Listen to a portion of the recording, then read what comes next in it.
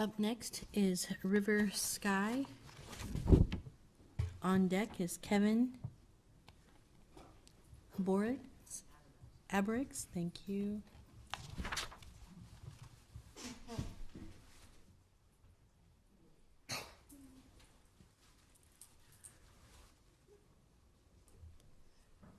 Hi, my name is River Sky. My pronouns are they and them. I live at 1724 D Street, apartment 2. I wrote some notes in my phone and then I deleted them. A few years ago, I had the opportunity to walk 18 miles from Van Dorn down to Saltillo Road and back the length of the park both ways for a fundraiser in a day. This is harder for me. I have never been to a government council type thing of any kind. I have not been civically active since I burned myself out campaigning up and down Iowa for Bernie Sanders in 2016. I'm here today because the park is more important than me. I am a non-binary transgender person.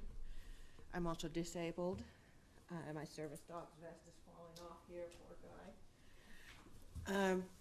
I have complex post-traumatic stress disorder after surviving 33 years of abuse by my birth family.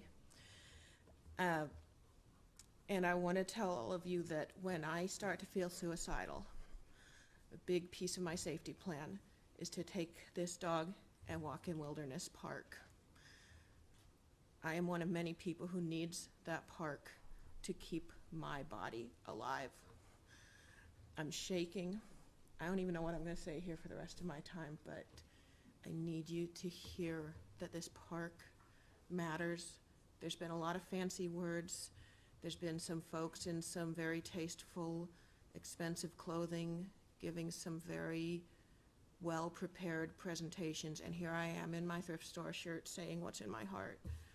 And I hope you can hear it, because this park needs to live. It needs to be okay. And saying, oh, we're going to be careful of this, we're going to be careful of that.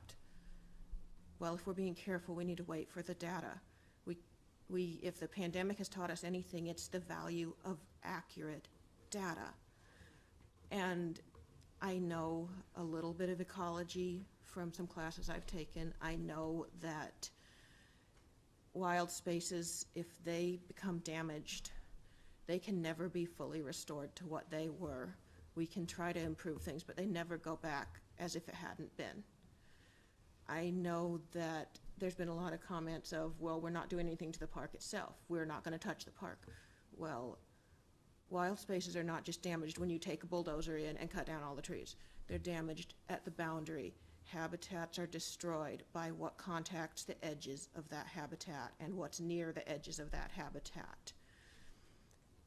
We've seen this picture of a big watershed basin. Oh, look, it's this big and we're only going to put in a development at this one little tiny spot.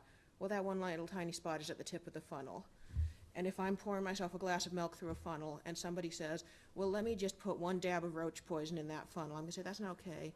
Well, but let me put that one dab of roach poison right at the very nozzle of the funnel so that everything that goes through the whole funnel is going to go straight through. Everything through that 100 and however many thousand acres is going to go through the 75 acres of the development, and all that clean, better water is going to run through these roofs and run through these gutters. And it's all going to be affected. We can't just say it's a tiny spot, because it's the tiny spot that everything goes through.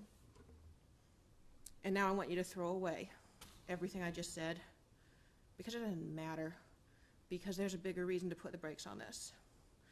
We're sitting here deciding what to do with stolen land.